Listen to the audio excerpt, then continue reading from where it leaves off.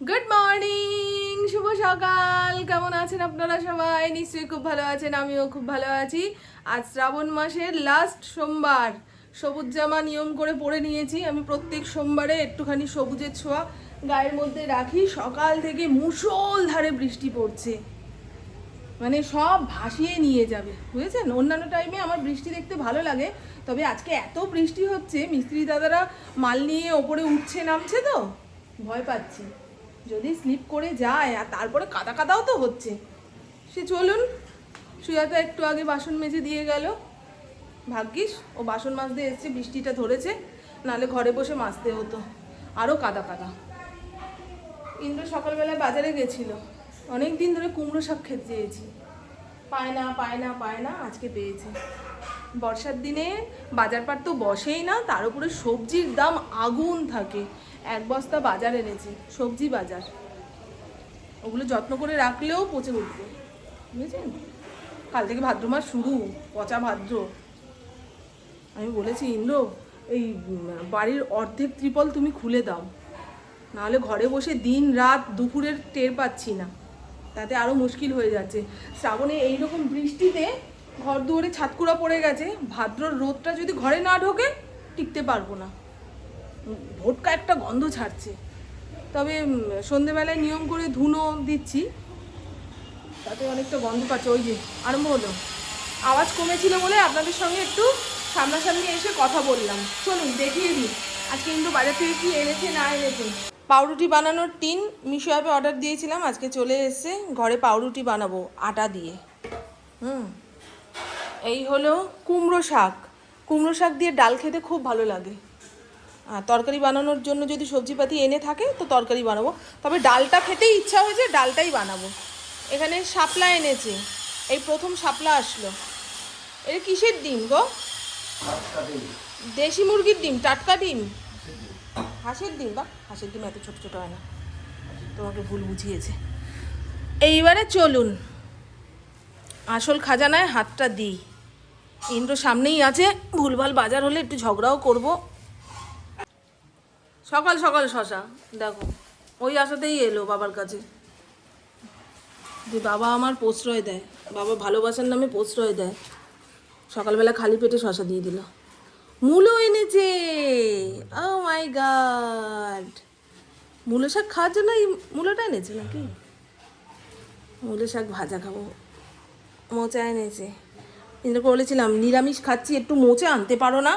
হ্যাঁ, এই মোচা টোচা থাকলে নিরামিষ খেতে মজা লাগে। খুব মশা ঢুকছে, খুব মশা ঢুকছে।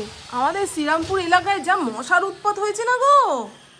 এক জায়গায় পাখা না চালিয়ে বসে থাকলে কখন তুলে নিয়ে গিয়ে জঙ্গলে ফেলবে তার কোনো ঠিক নেই। এই দেখুন বৃষ্টি কেমন হচ্ছে, নিম্নচাপ নেমেছে মনে হয়, আকাশ কালো করে রয়েছে, বৃষ্টি থামার নাম নেই।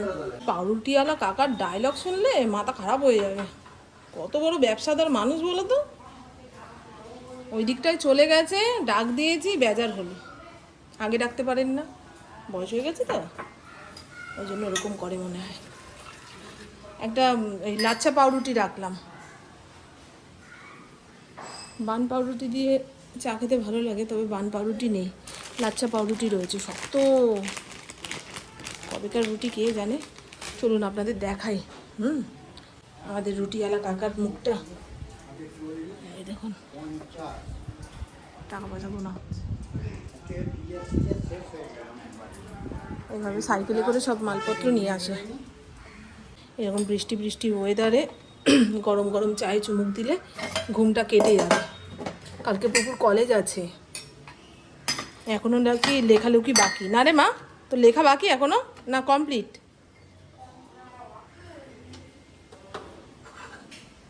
রাতে লিখবে, রাত জেগে জেগে লিখবে, বুঝেছো?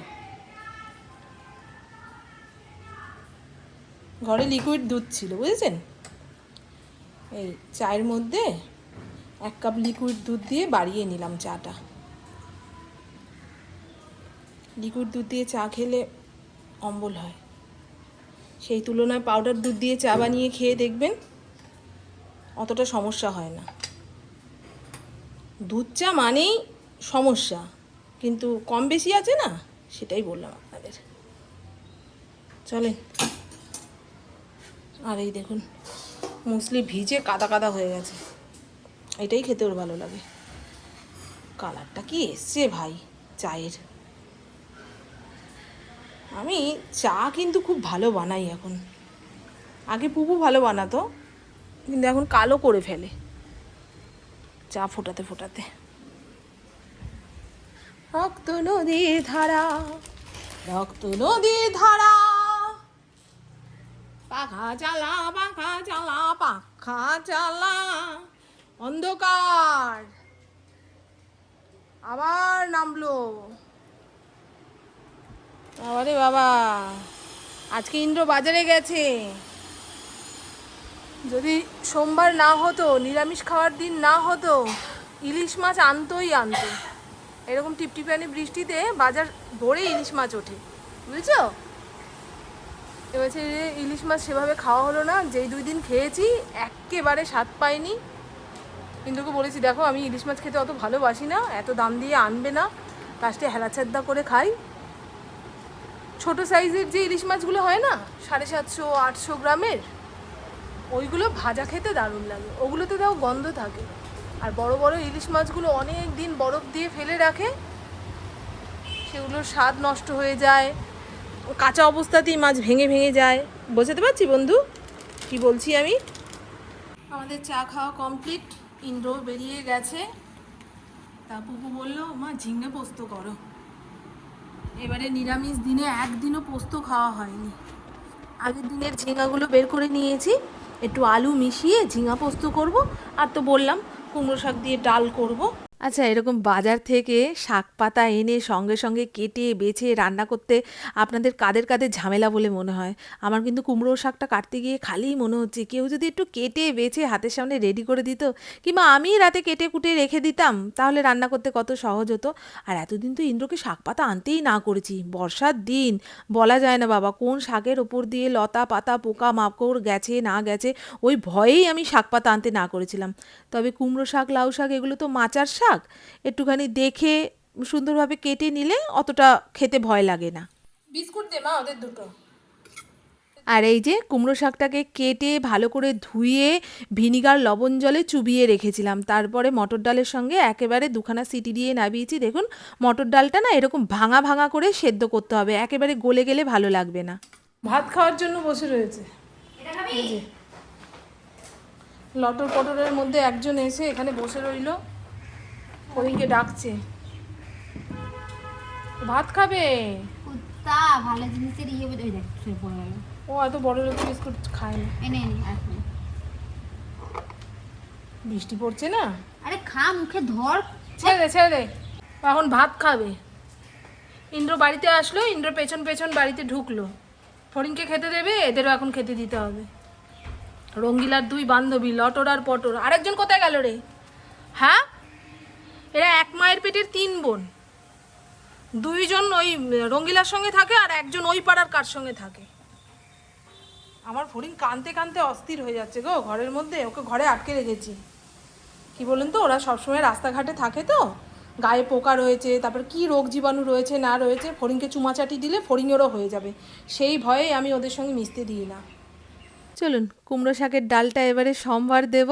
সম্বারের ফোড়নে কি দিচ্ছি না দিচ্ছি তার উপরে ডালের স্বাদগন্ধ নির্ভর করে, কিন্তু এটা আমাদের মা ঠাকুমারা আগাগোড়াই বলে এসছে। তেলের ওপরে শুকনো লঙ্কা আর 5 ফোড়ন দিয়ে দিয়েছি, ফোড়নটা চড়বড় করে আসলে আগে থেকে সেদ্ধ করে রাখা ডালটা এর মধ্যে দিয়ে দিলাম, আর কয়েকটা চেরা কাঁচা লঙ্কাও কিন্তু দিয়েছি, অল্প একটু হলুদ দিয়েছি, আর পরিমাণ মতন লবণ মিষ্টি দিয়ে টকবক করে ফোটাবো। নামানোর আগে ধনেপাতা দিয়ে নাবিয়ে রাখলেই হয়ে যাবে কুমড়ো শাকের ডাল। আর যতক্ষণে ডালটা একটু ফুটবে ততক্ষণে চায়ের বাসন কোসনগুলো মেজে নেব, বিশেষ করে এই নতুন কাপ যেগুলো এবছর মেলা থেকে কিনেছিলাম। নতুন নতুন তো একটু যত্নআত্তি করছি, নিজেই মেজে ঘষে উপর দিয়ে নিচ্ছি, পরে সুজাতা মাজবে ভাঙবে চুরবে যা খুশি করবে। চলুন দেখিয়ে দিই কী রান্না করলাম। মটর ডাল দিয়ে কুমড়ো শাক একদম মাখা মাখা করে রান্না করেছি, ঠান্ডা হয়ে গেলে আরও গাঢ় হয়ে যাবে।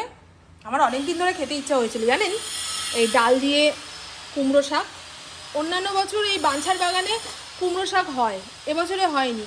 আর দেখুন ভাতের হাঁড়িতে চাল বেশি করে নিয়ে নিয়েছি, ভাত হওয়ার পরে হাঁড়ি উপচে পড়ে যাচ্ছে, তারপরে দুই ভাগে রাখলাম, এই ভাগে কিছুটা রয়েছে, এই ভাগে কিছুটা রয়েছে। এই সব সমেত যদি উপর দিয়ে দিতাম ভাতগুলো গলা গলা হয়ে যেত, আমার গলা ভাত খেতে ইচ্ছা করে না। এই জন্য গামলাতে আর হাঁড়িতে অর্ধেক অর্ধেক করে রেখে দিয়েছি। এই হলো ঝিঙে আলু পোস্ত, বাবা ভালো বাস্ত। আজকে জানেন ইন্দ্র না থাকাকালীন কত মানুষ যে আসলো, একবার ফল সিলিং এর জন্য আসলো, একবার ওই রান্নাঘরের কাজকর্ম যে করবে সে আসলো। তাদের সমস্ত কিছু বোঝাতে গিয়ে আমার রান্না বান্না এদিক ওদিক হয়ে গেছে। এই ওরা চলে গেছে, মিস্ত্রি দাদারা চলে গেছে, আজকে এত তাড়াতাড়ি হয়ে গেল। হাফ বেলা কাজ হয়েছে। কোনোদিন রাত্রি 9টা পর্যন্ত কাজ করে, কোনোদিন 4টে বাজতে না বাজতে চলে যায়। নোনটে ফোনটে দেওয়া হচ্ছে লাস্ট, এরা এখন যাচ্ছে। চলুন, ভালো হয়েছে। মিস্ত্রি দাদারা থাকলে না এরকম এরকম এরকম এরকম করে সব দেখানো যায় না। মা সুন্দর করে পরিষ্কার করেছে গো।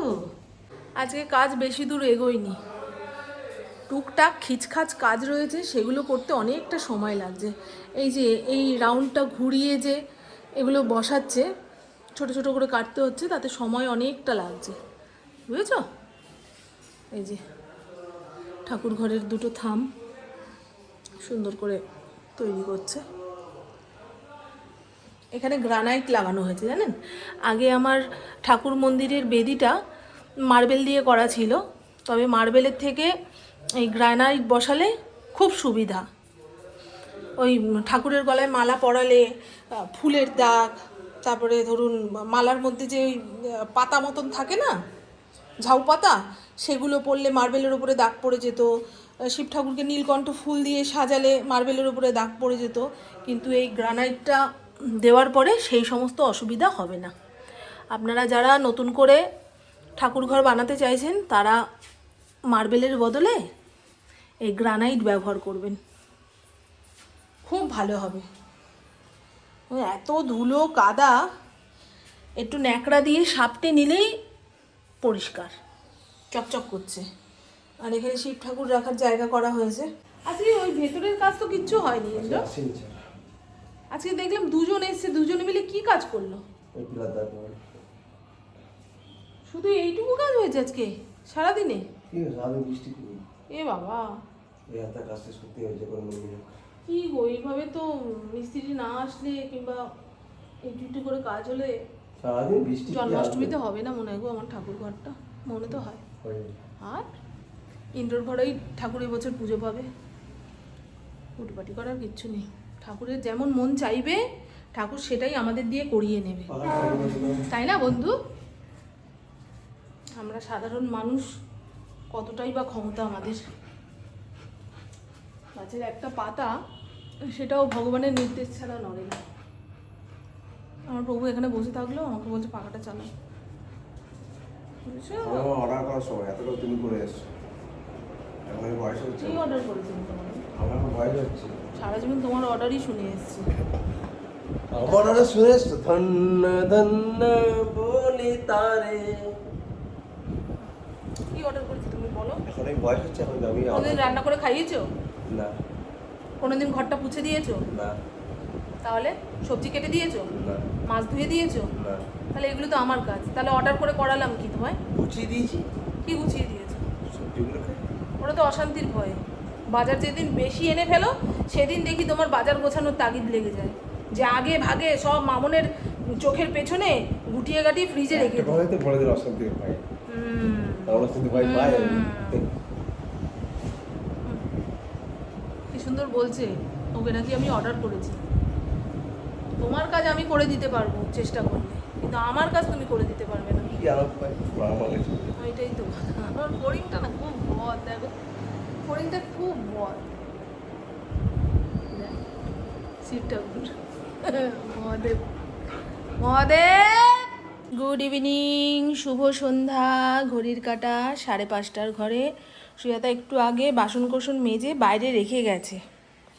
আমি ভেবেছিলাম ঘরটা মুছবো, কিন্তু এক নাগারে বৃষ্টি হয়েই যাচ্ছে। এই বৃষ্টি বাদল দিনে না ঘর দূর মুছে লাভ হয় না। আরও শুকাতে চাইবে না, বাইরের কাদা কাচড় ঘরে আসবে।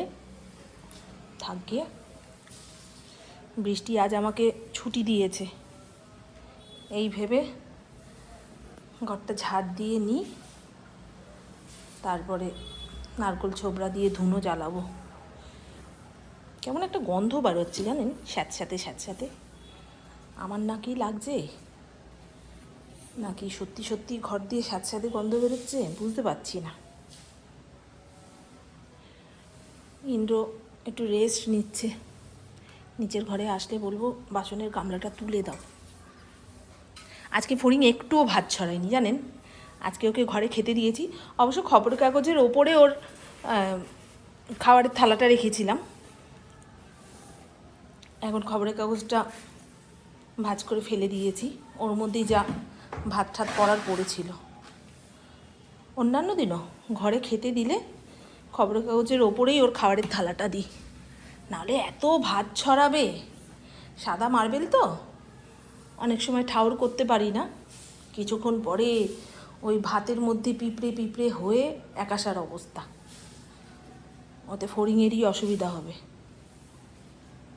ও তো আর বুঝে বসবে না, পিঁপড়ে একটা কানের মধ্যে চলে গেলেই ব্যাস হলো, সারাক্ষণ মাথা ঝাঁকাবে।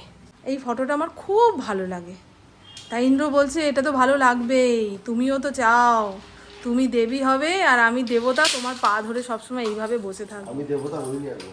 আচ্ছা তুমি সাধারণ হবে, আমি তোমার কাছে দেবী হব, তুমি এইরকম আমার পাটা ধরে বসে থাকবে।